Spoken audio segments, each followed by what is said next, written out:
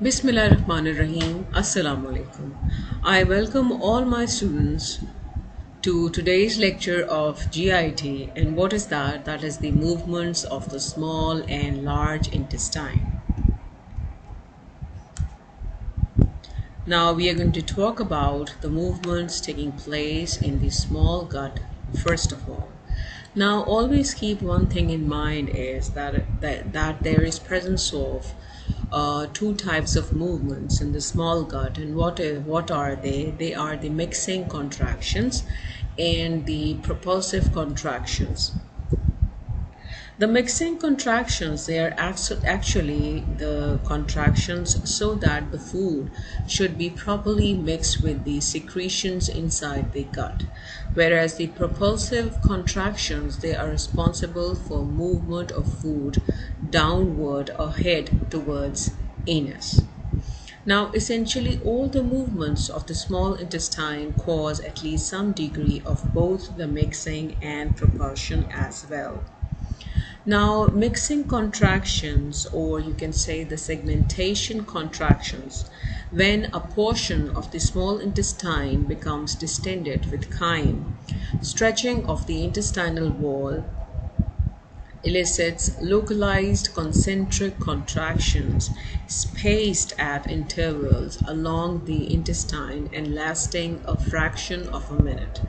The contractions, they cause a segmentation of the small gut, and they divide the intestine into spaced segments that have the appearance of a chain of sausages. See, the segmentation contractions, they are regularly spaced. They can be isolated, they can be irregularly spaced, they can be weak, regularly spaced. Now, as one of the segmentation contractions relaxes, a new set often begins, but the contractions this time occur mainly at a new point between the previous contractions. The segmentation contractions, they chop the chyme 2 to 3 times per minute, in this way promoting progressive mixing of the food with secretions of the small intestine. The maximum frequency of the segmentation contractions in the small intestine is determined by the frequency of electrical slow waves in the intestinal wall. The maximum frequency of the segmentation contractions in duodenum and proximal jejunum areas is about 12 per minute under extreme conditions of stimulation. In the terminal ileum, the maximum frequency is about 8 to 9 contractions per minute. The segmentation contractions become exceedingly weak when the excitatory activity of the enteric nervous system is blocked by the drug atropine. The slow waves in the smooth muscle itself that cause the segmentation contractions, these contractions, they are not effective without background excitation, mainly from the myenteric nerve plexus. See? Now let's talk about the propulsive movements. Peristalsis in the small intestine. The chyme is propelled through the small intestine by peristaltic waves. These can occur in any part of the small intestine, and they move toward the anus at a velocity of 0.5 to 2 centimeter per second, faster in the proximal intestine and slower in the terminal intestine. They are normally weak and usually die after traveling only 3 to 5 centimeters, rarely further than 10 centimeters, so forward movement of the chyme is very slow. This means that 3 to 5 hours they are required for the passage of chyme from pylorus to ileocecal valve. Control of peristalsis by nervous and hormonal signals. Peristaltic activity of the small intestine is greatly increased after a meal. This is caused partly by the beginning entry of the chyme into the duodenum, causing the stretch of the duodenal wall. Peristaltic activity is increased by the so-called gastroenteric reflex, which is initiated by distension of the stomach and conducted principally through the myenteric plexus from the stomach down along the wall of the small gut. In addition to the nervous signals that may affect small intestinal peristalsis, several hormonal factors also affect the peristalsis. And what are they? They are the different hormones like gastrin, cholecystokinin, insulin, mortallin, serotonin, all of which enhance the intestinal motility and are secreted during the various phases of food processing. Secretin and glucagon inhibit small intestinal motility. On reaching the ileocecal valve, the chyme is sometimes blocked for several hours until the person eats another meal. At that time, a gastroileal reflex intensifies the peristalsis in the ileum and forces the remaining chyme through the ileocecal valve into the cecum of the large gut.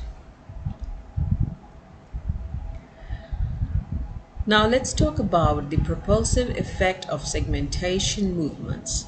The segmentation movements, although lasting for only a few seconds at a time, often also travel 1 centimeter or so in the anal direction and during that time propel the food down the intestine. Now, at the same time, we should be knowing about this term peristaltic rush.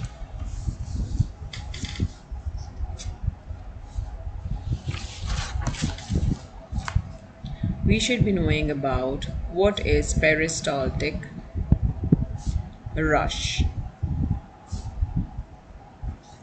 Peristalsis in the small intestine is normally weak. Intense irritation of intestinal mucosa, which occurs in severe cases of infectious diarrhea, can cause both powerful and rapid peristalsis, known as the peristaltic rush. It is initiated partly by the nervous reflexes that involve the autonomic nervous system and brainstem, and partly by intrinsic enhancement of the myenteric plexus reflexes within the gut wall. Movements which are being caused by the muscularis mucosae and muscle fibers of the villi. The muscularis mucosae can cause short folds to appear in the intestinal mucosa. In addition, individual fibers from this muscle extend into the intestinal villi and cause them to contract intermittently. The mucosal folds increase the surface area exposed to the chyme, thereby increasing absorption. Contractions of the villi, shortening, elongating, and shortening again, so that the lymph flows freely from the central lacteals of the villi into the lymphatic system. So, draw and label the villi is important. Then we should be knowing about the functions of ileocecal valve. Now, its function is to prevent the backflow of fecal contents from colon into small intestine. Ileocecal valve itself protrudes into the lumen of the cecum and therefore is forcefully closed when excess pressure builds up in the cecum and tries to push the cecal contents backward against the valve lips. The valve usually can resist reverse pressure of at least 50 to 60 centimeter of water. See, the ileocecal valve made by the sphincter, and the pressure and the chemical irritation relaxes it, and the fluidity of contents promotes the emptying, The pressure of or irritation in the cecum inhibits the peristalsis of ileum and excites the sphincter.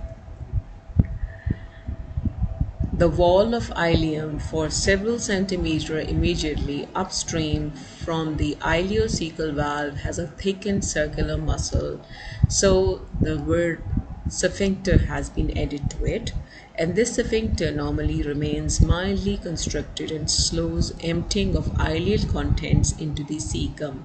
Immediately after a meal, a gastroileal reflex intensifies peristalsis in the ileum, and emptying of ileal contents into the cecum proceeds. Resistance to emptying at ileocecal valve prolongs the stay of chyme in the ileum and thereby facilitates absorption.